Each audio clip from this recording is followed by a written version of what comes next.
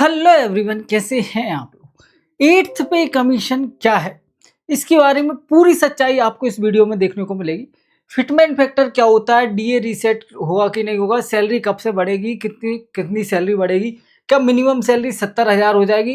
पूरी सच्चाई से आपको इस वीडियो में मिलेगी।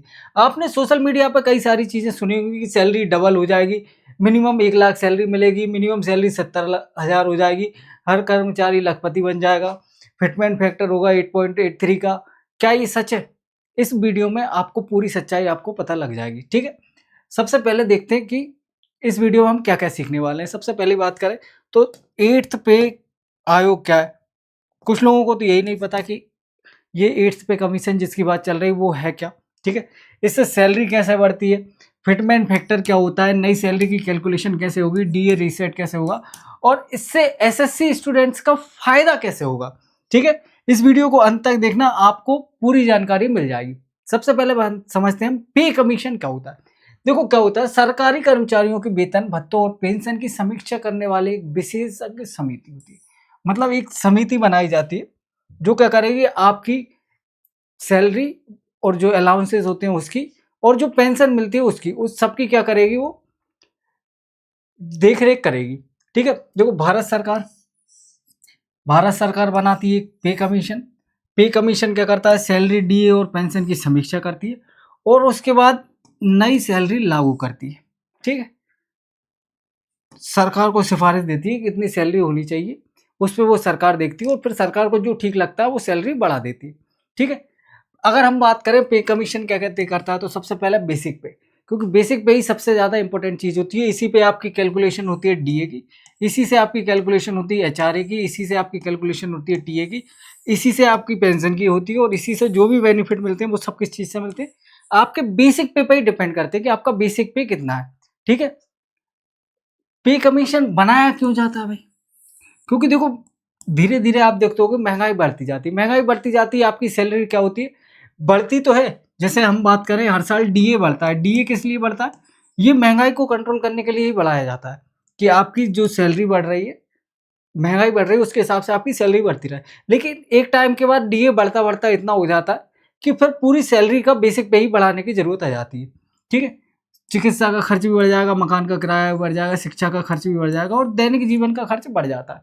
इसलिए आपकी नई सैलरी बनाई जाती है, नया बेसिक पे बनाया जाता है। हर 10 वर्ष में सरकार कर्मचारियों के वेतन की संरचना की समीक्षा करती है और उसके बाद सैलरी बढ़ाई जाती है। ठीक है? बिल्कुल ठीक है। पे कमीशन की ज़रूरत क्यों पड़ती है? जैसे मान लो 2016 में पहले बढ़ी थी सैलरी, ठीक है? उसके बाद अब अगले 2026 में सैलरी बढ़नी है। अगर हम बात करें, मिल्क कितने का आता था? ₹40 का, अब ₹70 का दूध आ रहा है। खर्चा बढ़ा कि नहीं बढ़ा? बढ़ा बिल्कुल। हाउस रेंट की बात करें, ₹8,000 था, अब कितना हो गया? ₹18,000। ठीक है? उसके अलावा सब्जी की भी बात करें तो ₹20 पर केजी में जाती थी, अब सब्जी का रेट भी बढ़ गया। पेट्रोल 110 के पार हो गया। ठीक है? एजुकेशन का खर्चा भी बढ़ गया। ठीक है? तो इन्फ्लेशन बन गई, कॉस्ट ऑफ लिविंग की इंक्रीज़ हो गई, इसलिए सैलरी रिवीजन की इंक्रीज़मेंट पड़ती है और इसीलिए बनाया जाता है पे कमीशन। अब पे कमीशन क्या करेगा, सब कैलकुलेशन करेगा और उसके बाद सरकार को रिकमेंड करेगा, भाई इतनी सैलरी बढ़नी चाहिए। ठीक है? देखो, इससे पहले पे कमीशन कब-कब आया है उसके बारे में जान लेते हैं। जैसे अगर बात करें, सबसे फर्स्ट पे कमीशन आया था 1946 में, ठीक है? उसके बाद सेकंड पे कमीशन आया था 1957 में, फिर 70 में, 83 में, 94 में, 2006 में, 2016 में और 2026 और 2027 में। ठीक है? लगभग-लगभग हर 10 साल के बाद नया पे कमीशन आता है और फिर नई सैलरी बढ़ जाती है। ठीक है? इससे पहले कौन-सा था? इससे पहले क्या था? 7वां वेतन आयोग था, 7th पे कमीशन था। आपने कोई भी नोटिफ़िकेशन पढ़ा होगा, उसमें लिखा रहता है, अकॉर्डिंग टू 7th पे कमीशन आपका बेसिक पे इतना होगा, ये होगा। अब 2026 के बाद क्या हो जाएगा? 8th पे कमीशन हो जाएगा। ठीक है? बिल्कुल ठीक है। फिर बात करते हैं वेतन आयोग की पूरी टाइमलाइन। देखो, 2025 में सरकार ने घोषणा करी थी कि 8वां वेतन आयोग बन जाएगा। ठीक है? फिर आयोग का गठन हुआ, ये भी 2025 में ही हो गया था, विशेषज्ञ की समिति बन चुकी है। ठीक है? अध्ययन और समीक्षा 25 और 26 में चल चुका है और उनने एक रिकमेंड करके रिपोर्ट भी दी थी कि 3.8 के समथिंग क्या होना चाहिए, फिटमेंट फैक्टर होना चाहिए। ठीक है? फिटमेंट फैक्टर क्या होता है, इसकी थोड़ी देर से बात करेंगे अभी।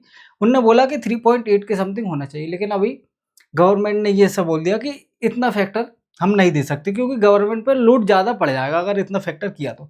ठीक है, तो देखते हैं पिछली बार कितने का पिछली बार भी इतने के आसपास ही बोला था उनने, लेकिन 2.5 के समथिंग सैलरी बढ़ी थी।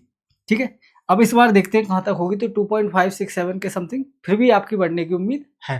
ठीक है, ये सिफारिशें चलती रहेंगी और फाइनल रिपोर्ट तैयार होगी, उसके बाद सरकार मंजूर देगी। ठीक है, और नई सैलरी लागू हो जाएगी कब से? 2027 से। कोई दिक्कत? आप बोलो सर कोई दिक्कत वाली बात नहीं।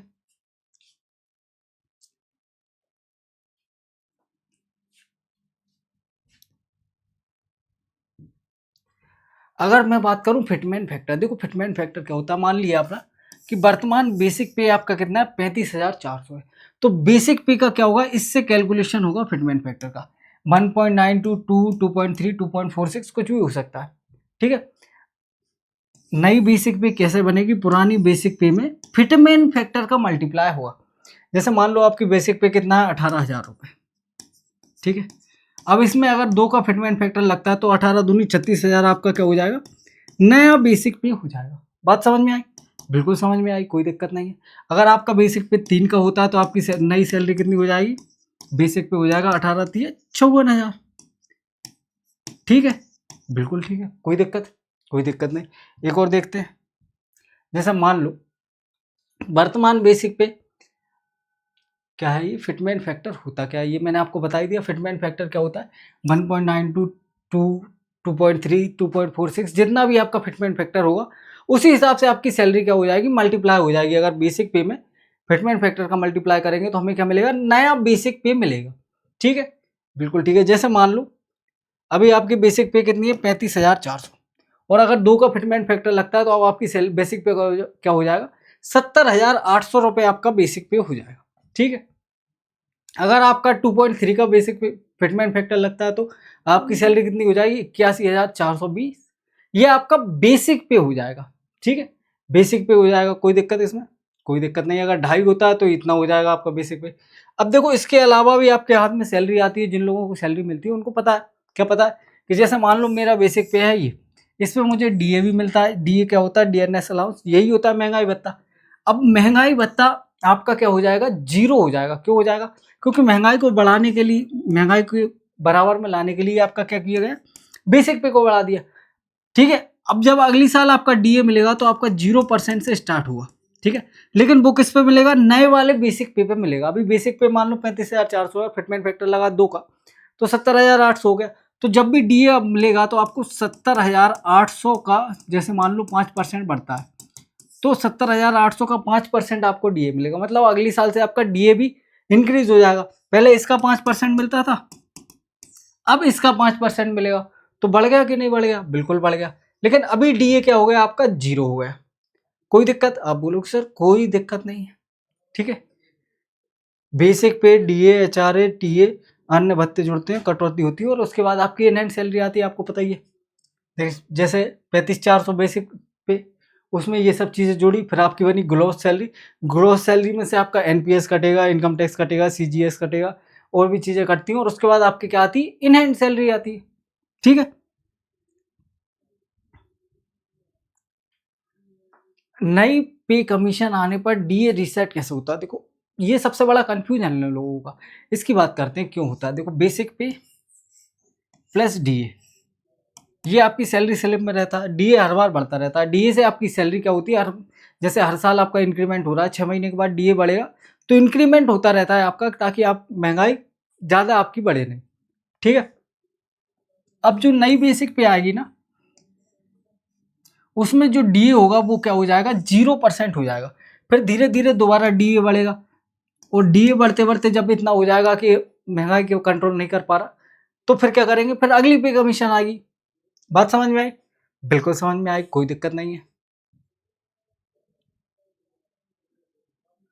अच्छा, 8वें वेतन आयोग से कैसे फायदा होगा? देखो सबसे पहले तो हम बात करें कि जो केंद्रीय सुरक्षा बल में है, उनको फायदा होगा।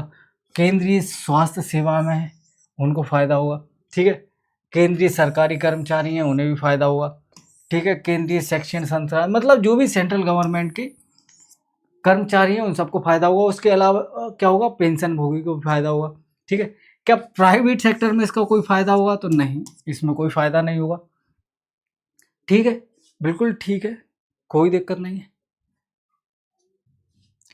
जितने भी सरकारी कर्मचारी हैं या सरकारी कर्मचारी के पद से रिटायर हो चुके हैं, जो पेंशनर हैं, उनकी पेंशन भी इंक्रीज हो जाएगी। ठीक है, अब नई सैलरी कब से मिलेगी, ये सबसे बड़ा क्वेश्चन। देखो, सबसे पहली चीज क्या होती है, गवर्नमेंट अनाउंस करती है, जो गवर्नमेंट ने अनाउंस कर दी है। ठीक है, उसके बाद कमेटी फॉर्मेशन होती है, जो कमेटी फॉर्मेशन हो चुकी है। फिर रिव्यू और रिकमेंडेशन चलता रहता है, जो कि अभी चल रहा है। ठीक है, उसके बाद क्या होगा, कैबिनेट अप्रूव करेगी। कैबिनेट अप्रूव करने के बाद क्या होगा, नई सैलरी का इम्प्लीमेंटेशन होगा। कोई दिक्कत इसमें? आप बोलोगे सर कोई दिक्कत नहीं है। और ये होते होते कितना टाइम लग जाएगा, 2026 पूरा निकल जाएगा। ठीक है, क्या एसएससी एस्पिरेंट्स को भी इसका फायदा मिलेगा? तो मैं बोलता हूँ बिल्कुल मिलेगा। क्यों नहीं मिलेगा? क्यों आप सरकारी कर्मचारी नहीं बनोगे? बिल्कुल बनोगे। ठीक है, अब नया पे स्ट्रक्चर आ जाएगा। मान लो अभी लेवल 1 की जॉब है, जिसका बेसिक पे 18,000 रुपये। अब अगर 2 का भी फिक्सड फैक्टर लगता है, तो आपका बेसिक पे ही 36,000 हो गया। तो सैलरी सीधी सीधी डबल हो गई। ठीक है, अगर 3 का लगता है, तो आपका बेसिक पे कितना हो जाएगा, 54,000। फिर इसके ऊपर से HRA DA वगैरह वगैरह मिलकर, मतलब आपकी सैलरी डबल से ज़्यादा होने की बिल्कुल बिल्कुल उम्मीद है। ठीक है, उसके अलावा पेंशन भी आपकी बढ़ जाएगी। अगर जैसे आप रिटायर हो गए, तो जब तक 2 वेतन 2-3 पे कमीशन और आ चुके होंगे। ठीक है, बिल्कुल ठीक है। इसके अलावा जो HRAT है, ये भी बढ़ जाएगा, क्योंकि अगर बेसिक पे बढ़ रहा है, मान लो बेसिक पे 18 से 36 हो गया, तो बेसिक पे डबल हो गया। 5% या 10% आपको HRA मिल रहा था। पहले 18 का 10% 1800 रुपये मिल रहा था। अब 36 का 10% आपको कितना मिलेगा, 3600 रुपये मिलेगा। तो ये भी डबल हो गया। ठीक है, तो इस प्रकार से हर चीज़ डबल हो जाती है, और सैलरी डबल से भी ज़्यादा आपकी हो जाएगी, जो इन हैंड आपको मिलने वाली है। ठीक है, बिल्कुल ठीक है। इस वीडियो में हमने क्या क्या सीखा आपको पता ही है। हमने पे कमीशन के बारे में सीख लिया, फिटमेंट फैक्टर के बारे में सीख लिया। ठीक है, DA रीसेट कैसे होता है, कैसे लाभ मिलेगा, सब कुछ सीख लिया। कुछ मिथ थी, उनको भी मैंने आपके लिए तोड़ा। और आपके लिए एक सिंपल सा मैसेज है कि अगर आपका लक्ष्य एसएससी या किसी भी सेंट्रल गवर्नमेंट का जॉब पाना है, तो ये सबसे अच्छा मौका है जब सैलरी इंक्रीज हो रही। क्योंकि अब सैलरी इंक्रीज होगी, लोग वागों को पता चलेगा कि गवर्नमेंट जॉब में इतनी सैलरी बढ़ गई, तो और लोग इस में भाग के आएंगे। अभी प्रोसेस में चल रहा है, तो आप अगर अभी सिलेक्शन ले लेते हो, तो आपके लिए सबसे अच्छा मौका रहेगा। ठीक है, बाकी वीडियो पसंद आए तो लाइक कर देना, चैनल पर नए हो तो सब्सक्राइब कर देना। ठीक है, बाय।